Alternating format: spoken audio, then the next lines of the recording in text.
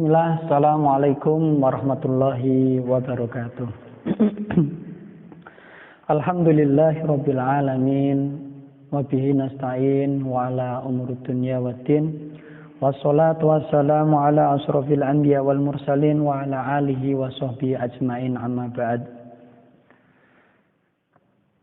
Anak-anak santriwan santriwati khususnya kelas 9 yang Ustadz sayangi karena Allah Subhanahu wa taala. Yang pertama, marilah kita panjatkan puji syukur kehadirat Allah Subhanahu wa taala yang mana pada kesempatan pagi hari ini kita masih bisa melanjutkan pelajaran yang mana kita belajar dengan sistem online, tidak bisa secara langsung tatap muka. Sholawat serta salam senantiasa tercurahkan kepada baginda Nabiullah Muhammad Sallallahu Alaihi Wasallam. Semoga kita mendapatkan syafaatnya di yaumil akhir. Amin. Allahumma amin. Anak-anak yang dirahmati oleh Allah Subhanahu Wa Taala, kaifa halukum? Pada kesempatan pagi hari ini, Ustadz insya Allah akan menyampaikan sedikit materi di pelajaran syirah atau pelajaran SKI. Maka dari itu anak-anak silahkan siapkan ballpoint dan buku catatannya. Insya Allah buku catatan ini akan Ustadz cek ketika nanti anak-anak sudah kembali ke pondok. Dan buku catatan ini akan menambah nilai-nilai tugas di dalam mata pelajaran SKI atau syirah. Anak-anak langsung saja kita masuk ke materi. Adapun anak-anak apabila tidak bisa melihat tulisan Ustadz, anak-anak bisa mendengarkan apa yang Ustadz ucapkan dan mencatatnya sedikit demi sedikit. Apabila kurang paham, silahkan anak-anak tanyakan langsung ke Ustadz, tidak apa-apa. Yang pertama, anak-anak silahkan dibuka halaman 24. Insya Allah anak-anak sudah mempunyai buku Khulasatul Nurul Yakin jilid 2 semuanya. Ya. Kita akan membahas subbab yang pertama yaitu nomor 12, hawadis. Apa itu hawadis? Hawadis adalah peristiwa-peristiwa yang sudah terjadi.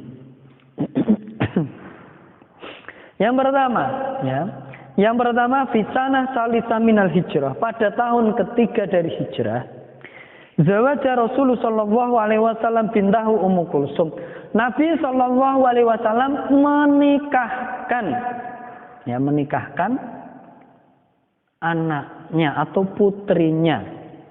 Putrinya siapa ya? Putrinya Nabi. Siapa? Ummu Kulsum. Dengan siapa? Li Utsman bin Affan, dengan sahabat Utsman bin Affan. Ya, kita sedikit tahu bagaimana sejarah tentang Utsman bin Affan. Utsman bin Affan adalah seorang saudagar yang kaya, yang dermawan. Setinggi apapun derajat kita, sekaya apapun diri kita, tetaplah dermawan. Salah satu contoh sahabat Utsman bin Affan, Abu Darda dan lain sebagainya, banyak sekali, ya kan? Mereka tidak pernah berhenti bersedekah. Contohlah salah satunya adalah Utsman. Bahkan ada salah satu sumur yang dinamakan sumur Utsman, ya kan? Karena beliau dulu pernah membeli sumur itu, diberikan kepada kaum muslimin pada saat zamannya. Ya. Kita lanjutkan. Bada'an matat Ruqayyah, setelah Utsman meninggal oleh Ruqayyah. Siapa itu Ruqayyah? Ruqayyah juga putri Rasulullah, istri Utsman bin Affan yang meninggal. Ya.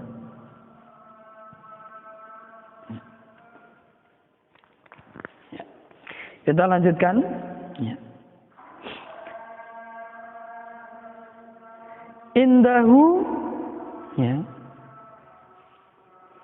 Indahu walihada sumya datun nurain.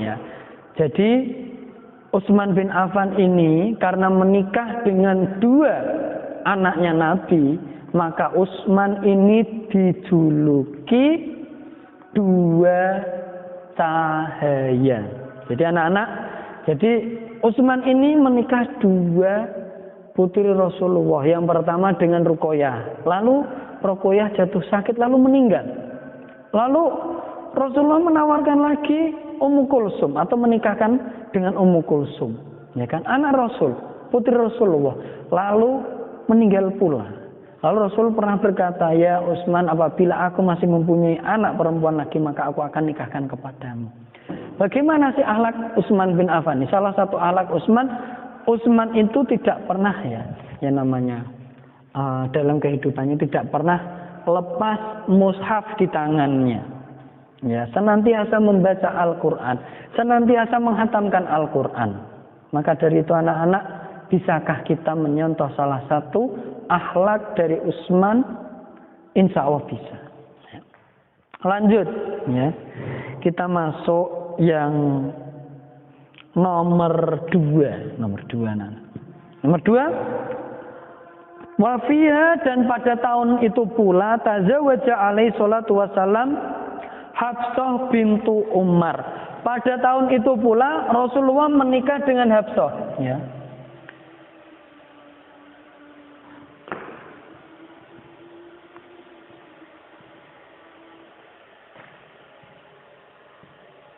Ya.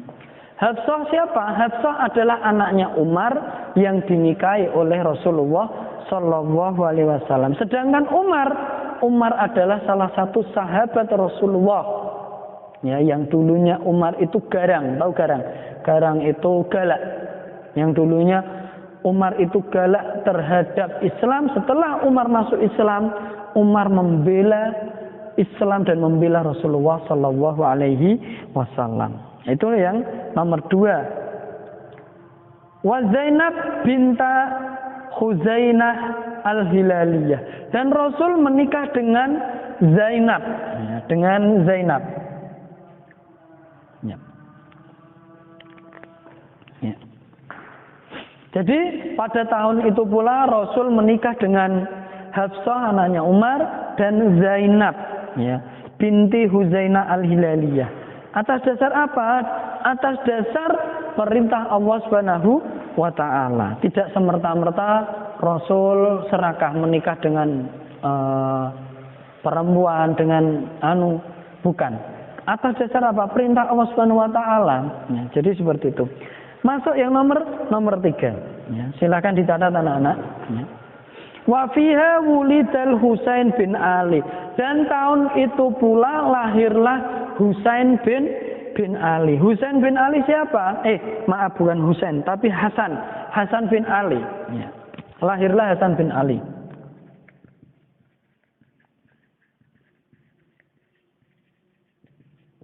Ya.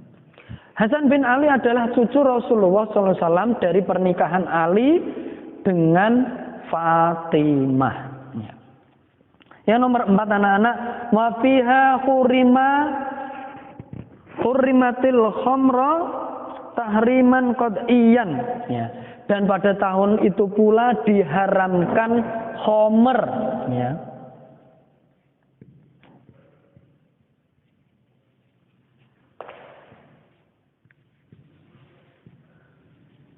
Ya. Dan pada tahun itu pula khamr diharamkan, ya, oleh Allah Subhanahu wa ta'ala, ya. Dan keharamannya ini sudah benar-benar haram, tidak boleh, ya. Perlu kita ketahui banyak sekali minuman-minuman keras, ya, yang mana setelah orang meminumnya, banyak sekali orang yang meminumnya itu tidak sadarkan diri. Jadi anak-anak, jangan sampai kita meminum minuman keras yang mana innamal khamri wal maisir. Sesungguhnya khamr itu biasanya melalaikan, menyesatkan, ya. Setelah orang meminum itu menyesatkan. Itu menurut dari penelitian, karena ada zat-zat yang sangat akan merusak sel-sel saraf otak kita. Ya, lidororiha fil akli wal jismi wal mal. Karena membahayakan apa? Yang pertama adalah membahayakan akal pikiran, ya. Bahaya untuk akal pikiran. Dan wal jism, tubuh, ya. Dan harta. Ya. Kenapa? Akal kita, pikiran kita, otak kita akan rusak. Yang kedua, organ-organ tubuh kita akan semakin rusak. Yang ketiga, harta. Kenapa? Orang yang sudah kecanduan minuman keras, dia akan menjual seluruh harta-hartanya untuk membeli minuman keras. Karena apa? Kecanduan. Ya. Kecanduan maka akan menjadi, ya, menjadi rusak. Jadi seperti itu, anak-anak. Yang nomor 5 atau yang terakhir, anak. Ya. Yang nomor 5, wa kanat ghairu muharramatin fi awalil Islam. Akan tetapi khamr di awal adanya Islam, di awal agama Islam, khamr masih dibolehkan, masih boleh. Waktu itu sebelum turun ayat tentang pengharaman khamr, ya. Summa hurimat, ya. Ya. Kemudian diharamkan tadrijan limahabatil Arab laha, ya. Ya. Dan dari keharaman ini, khamr itu salah satu minuman kegemaran, kesukaan yang sangat-sangat disukai oleh bangsa-bangsa Arab pada saat itu. Akan tetapi karena kandungan alkohol yang berada di khamr itu dapat melalaikan orang yang orangnya itu sadar menjadi seperti orang gila, maka disitulah Allah mengharamkannya. Pada saat itu khamr menjadi minuman kegemaran orang-orang Arab. Ya. Wasu'ubah tarkiha, dan bangsa Arab pada saat itu sangat susah sekali meninggalkan khamr atau minum-minuman keras. Maka dari itu anak-anak, ya, jangan sampai kita mendekati apa yang telah diharamkan oleh Allah Subhanahu wa ta'ala. Kita semua termasuk ustadz, anak-anak, dan seluruh keluarganya kita.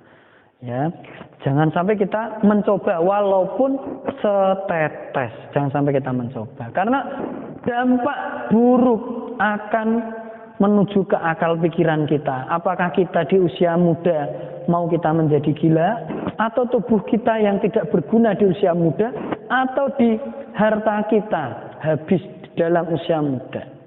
Ya, maka dari itu anak-anak, mungkin hanya ini yang dapat Ustadz sampaikan. Kurang lebihnya saya mohon maaf. Tetap semangat untuk kelas 9. Jangan sampai berputus asa di dalam menuntut ilmu. Kurang lebihnya mohon maaf. Assalamualaikum warahmatullahi wabarakatuh.